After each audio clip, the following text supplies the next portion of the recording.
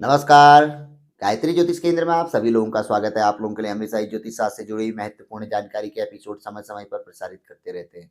ज्योतिष शास्त्र से जुड़ी हुई हर प्रकार की जानकारी हम आप लोगों के लिए लेकर आते हैं। जानकारी ऐसी कि जिस पे यदि आप अमल करते हैं, तो उसका प्रतिफल आप अवश्य ही देखते हैं। आज भी हम आप लोगों के लिए ज्योतिष शास्त्र से जुड़ी हुई अत्यंत महत्वपूर्ण जानकारी लेकर आए हैं। जानकारी है उस ग्रह के बारे में, जिस ग्रह के बारे में हम सर्वाधिक चर्चा करते हैं। यानी कि राहु ग्रह।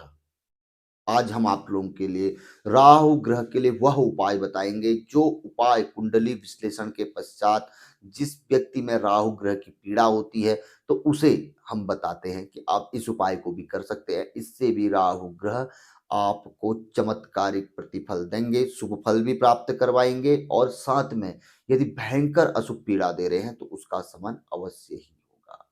इस उपाय को पूर्व में हम नहीं लाए हैं। आज हम आप लोगों के लिए प्रथम दृष्टया इसको लेकर आए हैं। राहु ग्रह कैसे हैं? इनका फल कैसा है? यह हमें कितना प्रभावित कर सकते हैं? यह लगभग-लगभग जो व्यक्ति इनके प्रभाव में आया है, वह अवश्य ही जानता है। जो इनकी पीड़ा भुगत रहा है, वह जानता है कि इनकी पीड़ा कितनी भयंकर हो सकती है। इनके लिए तो ज्योतिष शास्त्र में कहा गया है, मानसागरी में एक श्लोक है, बुद्धिया विहीन मति विभ्रम सर्वशून्यम विश्वम व्याधि विस्मापत मृत्युतुल्यम व्याधि वियोग धन हानि विषानि चैव राहो दशा सृजति जीवति संशयम्। यह हर जगह से नाश करती है, हर जगह से नुकसान पहुँचाती है। कोई भी ऐसी जगह नहीं होती है, जहाँ से यह नुकसान ना पहुँचाए।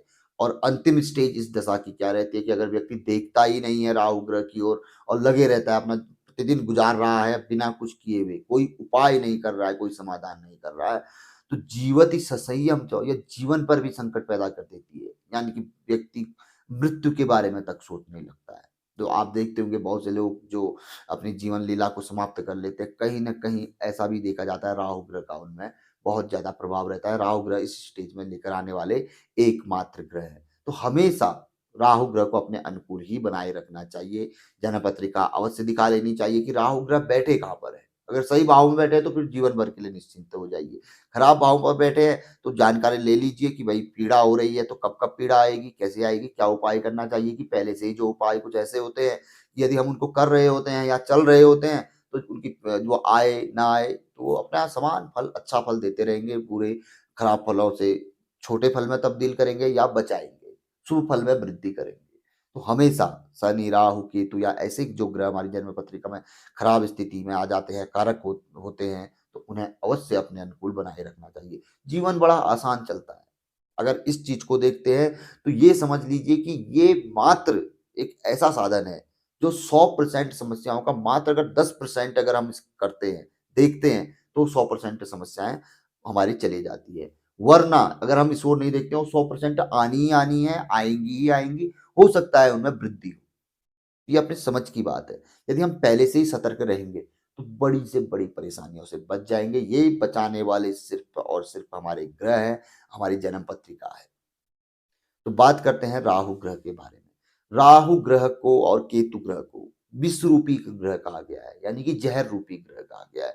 नाग इनको इनकी जो माना गया है, इनको जो इनको संज्ञा दी गई है, वो नाग रूपी संज्ञा दी गई है, सर्प रूपी संज्ञा दी गई है। जब आप देखते हैं काल सर्प दोष जो बनता है, राहु केतु के बीच में जब ग्रह फँस जाते हैं, तो काल सर्प दोष बनता है। तो उस समय पे सर्प सूक्त का पाठ किया जाता है, नाग सूक्त का पाठ किया जाता है और भी कई प्रकार की सर्पों की वहाँ पर को पूजा की जाती है। तो ये सर्प रूपी ग्रह माने गए हैं जिनमें विष है, ज्योतिष शास्त्र के अनुसार। तो जब यह भयंकर पीड़ा व्यक्ति को दे रहे हैं, व्यक्ति का कोई भी उपाय कार्य नहीं कर रहा है, तो उस समय पे विष का भक्षण करने वाले, विष का समापन, इसका नाश करने वाले पक्षी यानी कि मोर जिसे माना गया है, उसकी सर्प के साथ एक प्रकार की शत्रुता है। और जहाँ उसे सर्प दिखता है तो वो सर्प को अवश्य मारता है, उसका भक्षण यानी उसका भोजन करता है। तो जब कष्ट बहुत ज़्यादा बढ़ रहे हैं, तो उस समय पे हमारे प्राचीन ज्योतिषी और आज के ज्योतिषी भी, जो गुप्त तौर पे लोगों को बताते हैं, तो वो ये बताते हैं कि आप अपने घर के नैऋत्य कोण में, नैऋत्य दिशा जो भी आपकी नैऋत्य वाली दीवाल है, यानी कि दक्षिण दिशा व पश्चिम दिशा के बीच में।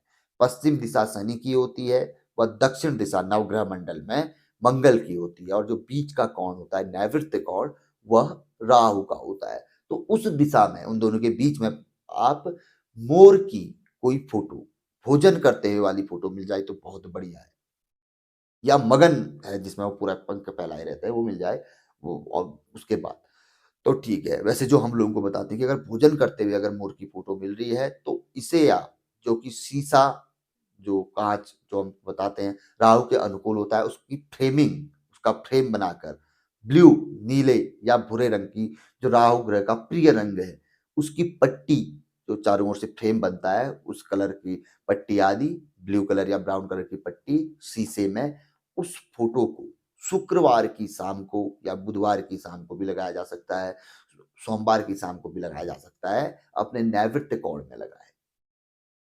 आप इन तीन चीज़ों को का समावेश बना लें, शीशा लगा लें, वैसे भी लगा सकते हैं, लेकिन अगर हम जैसे बताते हैं उस तरीके से बता रहे हैं, काँच को ब्लू पट्टी या ब्राउन पट्टी और उसमें भोजन करते हुए मोर की फ़ोटो, और प्रतिदिन उसके पश्चात एक कटोरे में, छोटा-सा जो कटोरा होता है, उसमें कुछ दाना जो होता है, जो आप कबूतर, चिड़िया आदि को देते हैं, गेहूँ-वेहूँ मिक्स करके 7 प्रकार के अनाज उसमें मिक्स करके, या 5 अनाज जो भी है, थोड़ा-सा उसके मुँह में प्रतिदिन दिखाते हुए प्रातः काल मोर के मुँह के यहाँ पर को टच करते हुए, उसे बाहर ले जाकर पक्षियों के लिए, चिड़िया जो भी है, कौवे हैं, कबूतर हैं, कोई अन्य पक्षी आ रहे हैं, चिड़िया है, उनको दे दीजिए। नहीं तो गौ माता को भी आदि खिला सकते हैं, नहीं तो पक्षियों के लिए प्रतिदिन छोड़ने का प्रयास करिए।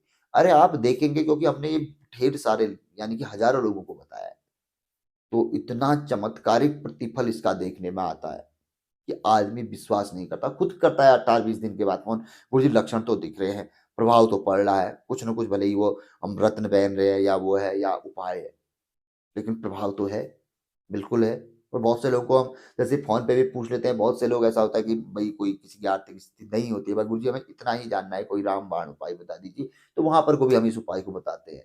तो उनके भी कई फ़ोन आए हैं कि गुरुजी उस उपाय से, उसके बाद वो पत्रिका दिखाते हैं, वो कहते हैं गुरुजी एक बार पत्रिका देख लीजिए, क्योंकि आपने जो उपाय बताया था, उससे हमें कुछ तो असर हुआ है और हमें महसूस हो रहा है कि ये उसी उपाय का असर है।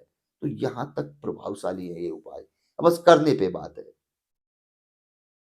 अब खुद ही मान लीजिए, यदि जहाँ से पूर्व आ रहा है, अगर उस साइड पे हम अपनी रोशनदान बनाएँगे, खिड़की बनाएँगे, दरवाज़ा बनाएँगे, तो प्रातः काल उसे खोलेंगे तो प्रातः काल हमें पूर्ण रोशनी मिलेगी ही मिलेगी, क्योंकि वो सही दिशा है। उस दिशा को ही बंद कर देंगे तो प्रातः काल रोशनी मिलेगी कहाँ से भई? तो ये तो अपने दिमाग की बात है कि जहाँ से सूर्य सामने से आ रहा है, उस सूर्य हम ब्लॉक कर देंगे तो हवा ही नहीं, रोशनी ही नहीं आएगी। सही पॉजिटिव एनर्जी ही नहीं मिलेगी। ये अपने दिमाग की बात है, तो इसलिए चीज़ों का भी बड़ा एक वास्तु के अनुसार भी बड़ा ये महत्व माना गया है कि अगर सही जगह पे वो चीज़ आ जाए और ग्रहों के अनुकूल हो जाए, तो बहुत ज़्यादा प्रभावित करती है। ये बहुत सत्य चीज़ है, बस बात ये है कि हम तो कहेंगे ही, जो लोग कर रहे हैं वो भी जानते हैं। बस जो लोग पीड़ा में हैं और कोई ऑप्शन नहीं, तो एक बार करके देखिए तो आप भी मानेंगे। सबसे बड़ी बात ये है। तो बहुत अच्छी जानकारी है, अमल करिए, लाभ अवश्य ही प्राप्त करेंगे। जानकारी पसंद आए तो ज़रूर आगे बढ़ाकर शेयर कर सकते हैं। हर एपिसोड में हम कहते हैं, नए लोगों से आग्रह रहता है, गायत्री ज्योतिष केंद्र के साथ जुड़ें, चैनल को सब्सक्राइब करें, बेल आइकन अवश्य ही दबाएँ। बहुत अच्छी जानकारी है, ज्योतिष शास्त्र की जानकारी किसी की भी हो, हमारे काम ही आती है, कभी बेकाम नहीं जाती। तो मिलेंगे ऐसी किसी बहुत अच्छी जानकारी के एपिसोड के साथ अगले वीडियो में। तब तक के लिए नमस्कार, जय श्री राम, जय श्री कृष्णा, ओम नमः शिवाय।